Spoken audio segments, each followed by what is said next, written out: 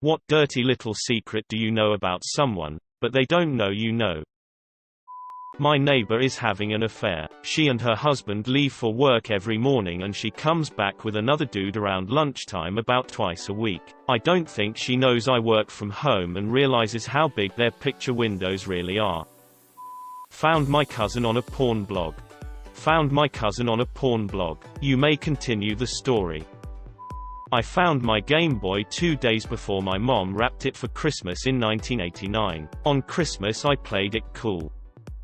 My brother started the fire in our backyard that destroyed half the property and my dad's whole shed full of tools. The fire was centered around the very spot my brother had been sneaking out back at night to smoke, and he would always put the cigs out on the dry pile of logs stacked right next to him. I saw him out there every night cause my window pointed to the backyard, and I was planning to use the information for leverage to get him to take me to GameStop on Halo 2 launch night. But after the fire I kept my mouth shut. I could tell he felt guilty enough about it since he spent the whole week after helping my dad clean up the damage and repair what they could. I still got Halo 2 at midnight, so it had a happy ending.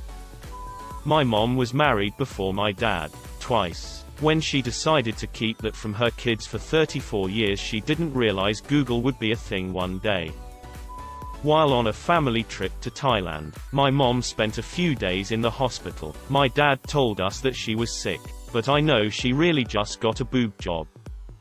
When I was in first grade, my friend's brother in fourth grade wanted us to tie him up and embarrass him. We thought it was funny and played along. It was nothing sexual for us, but I remember his boner and wondering how it just stood up like that. But other than that, I didn't think much of that incident. Sometime during HS, I remembered all of a sudden and had a holy shit moment. Now we're older and we're friends. He probably thinks that I completely forgot about that incident, or maybe he forgot himself because there's no way he could act so naturally towards me otherwise. If I tell him now, he would just die of embarrassment. If I tell him now, he would just die of embarrassment. Judging by your story, that sounds like something he might be into. Through a conversation with my roommate, it turns out he talked a friend of mine out of killing herself about a month ago. He found her sobbing on the sidewalk and kept her from running into traffic till his buddy found her friend came to come get her. He doesn't know my friend, and she doesn't know I know. My aunt had a baby boy when she was a teen. To this day, my grandparents are not aware of their first grandson's existence and still believe I am their first grandchild. The only other person she told was her sister, my mom. I only know because my mom told me.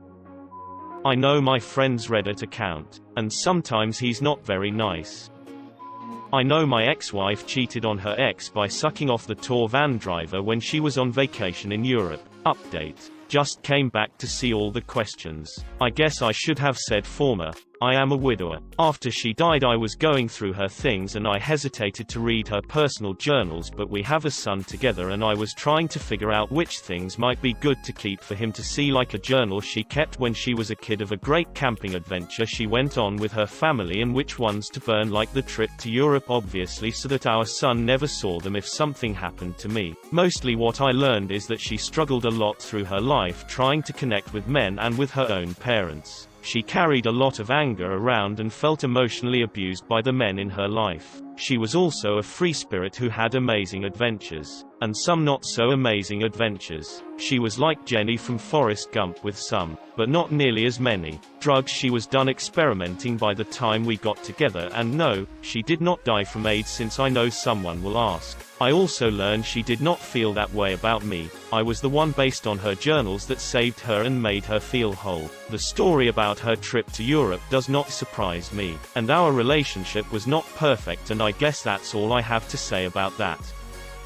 I know of a case of a failed attempt at an incestuous relationship. A man had sex with who both he and she thought was his daughter. She was in her early 20s and he was around 40 or so. He saw her very rarely and the mom wanted nothing to do with him. Didn't want child support. Nearly no contact. After she turned 18 she looked him up, and they had a creepy bond. Neither really knew each other, but it was dad and daughter, so they tried to make it work. A few years later they ended up getting shit-faced drunk and having a go at each other. Apparently also happened a few more times times sober. They ended up both deciding it was too weird, and I don't think they speak now, but I haven't heard from either in several years. Turned out when the girl was around 12, the mom made him take a paternity test to settle an argument. It came back he wasn't the father, but mom lied and said the test was positive. She never told the daughter, and the man believed he was. So while they did have a creepy father-daughter sexual relationship and will always have that in their memory, they weren't actually related. The mother confided in me about the paternity issue. The father had confided in me about the incest relationship he had with his estranged daughter. My 16-year-old two-shoe sister got caught having sex in the car, twice. At midnight I got a call from a cop asking if I was her mother. Sensing something was up, I said yes. He loudly told me, "We found your daughter having sex with a boy in a car." Shocked, irritated, but laughing at her misfortune, I drove 20 minutes to pick her ass up. I pulled up to the parking lot of an apartment complex and saw 3 police cars. Lights still on. Not a lot goes on in our neighborhood on a Saturday night. Her boyfriend sat on the curb talking to one of 3 cops, but still waved when he saw me pull up. Cute. A very serious cop with eyebrow way too plucked brought my crying sister to the car. It was clear I wasn't our mom, since I'm just a few years older, but my cunning small talk convinced him to let me take her home instead of calling our mom again. On the way back she was all too grateful for protecting her from my mother's unforgiving wrath she doesn't know 6 months later, and confessed that they'd been caught elsewhere last weekend. In conclusion, I'm the slickest, coolest sister you could have, and she is forever my bitch. My older sister is my mother. A second cousin is my father. She gave me to her parents, who legitimately adopted me and raised me. By the way, they're awesome parents, but no one felt the need to tell me who my biological parents are. My Bill has a stash of used, dirty panties. That in itself wouldn't be that weird to me, but he keeps them all in a Ziploc bag, locked in his safe, with nothing else in the safe. Just a bag of dirty panties, in a gun safe. I know this because other Bill had to go through his room recently to get all of his guns out of the house. That is a whole other thing with a whole other story, and he found the panty stash. I know someone who their cousin. Pretty uncommon in the Netherlands. Tasmania on the other hand. It's not their fault. There's fuck all choice down there. Mom, I know you wanted to abort me. Dad accidentally spilled the beans. Newsflash. I don't care, Mom, it is really not a problem. Don't let your guard down. She still does. An individual I know is very anti-porn, speaks out against it on Facebook, stops talking to people if she finds out they watch it. The whole works. Doesn't stop her from watching it with her back conveniently turned to the wall. She's also not as discreet as she thinks. I know one of my co-workers once had a kid who died in a fire. She was really depressed and had said she'd had to repair fire damage on her house. Quick internet search revealed the tragedy. I'll never tell anyone. Don't think anyone else knows.